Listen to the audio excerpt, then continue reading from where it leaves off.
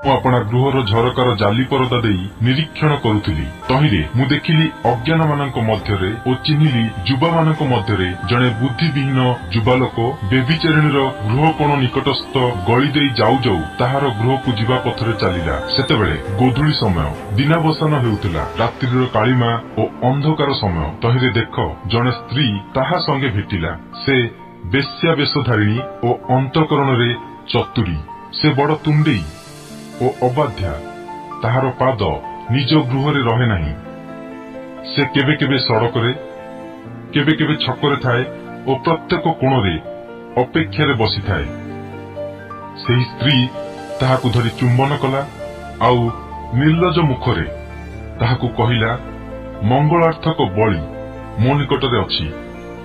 ମୁଁ ଆଜି ଆପଣର ମାନତ ପୂର୍ଣ୍ଣ କରିଅଛି, ଏଣୁ ତୁମ୍ଭ ସଙ୍ଗେ ଦେଖା କରିବାକୁ ବାହାରକୁ ଆସିଲି ଓ ଯତ୍ନରେ ତୁମ୍ଭ ମୁଖ ଅନ୍ୱେଷଣ କରିବାକୁ ଆସିଅଛି। ଆଉ ତୁମ୍ଭକୁ ପାଇଲି। ମୁଁ ସୁଜନୀ ଓ ମିଶ୍ରୀୟ ସୂକ୍ଷ୍ମ ସୂତ୍ରର ଦୋରିଆ ବସ୍ତ୍ର ଆପଣା ପଲଙ୍କରେ ବିଛାଇଅଛି। ପୁଣି ଗନ୍ଧରସ ଓ ଅଗୁରୁ ଓ ଦାରୁଚିନିରେ ମୋହର ଶଯ୍ୟା ସୁବାସିତ କରିଅଛି। ଆସ, ଆମ୍ଭେମାନେ ପ୍ରଭାତ ଯାଏ କାମରସରେ ମତ୍ତ ଓ ପ୍ରେମରେ ଭୋଳ ହେଉ। ଯେହେତୁ କର୍ତ୍ତା ଘରେ ନାହାନ୍ତି, ସେ ଦୂରଯାତ୍ରା କରିଅଛନ୍ତି। ସେ ତୋଡ଼ାଏ ଟଙ୍କା ସଙ୍ଗରେ ନେଇ ଯାଇଅଛନ୍ତି। ସେ ପୂର୍ଣ୍ଣିମା ସମୟରେ ଫେରି ଆସିବେ। ଏହି ରୂପେ ଅନେକ ମଧୁର ଭାଷା କହି ସେ ତାହାର ମନ ହରଣ କଲା।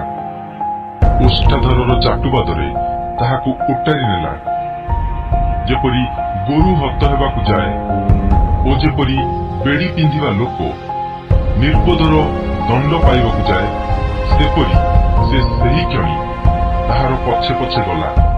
ଆଉ ଯେପରି ପକ୍ଷୀ ଫାନ୍ଦକୁ ପ୍ରାଣନାଶକ ନ ଜାଣି ତହିଁରେ ପଡ଼ିବାକୁ ବେଗେ ଉଡ଼ୋଇ ଶେଷରେ ତାହାର ଯକୃତ ସେହିପରି ତୀର ଦ୍ୱାରା ବିଦ୍ଧ ହେଲା। ଏଣୁ ହେ ମୋହର ପୁତ୍ରମାନେ, ମୋହର କଥା ଶୁଣ ଓ ମୋ ମୁଖର ବାକ୍ୟରେ ମନୋନିବେଶ କର। ତୁମ୍ଭର ଚିତ୍ତ ତାହାର ମାର୍ଗରେ ନ ଯାଉ। ତୁମ୍ଭେ ତାହାର ପଥରେ ବିପଦଗାମୀ ହୁଅ ନାହିଁ। ଯେହେତୁ ସେ ଅନେକଙ୍କୁ କ୍ଷତ ବିକ୍ଷତ କରି ପକାଇଅଛି। ହଁ, ତାହାର ହତ ଲୋକ ସକଳ ଅପାର। ତାହାର ଗୃହ ପାତାଳକୁ ଯିବାର ବାଟ, ଯାହା ମୃତ୍ୟୁର ଆଳୟକୁ ଯାଏ।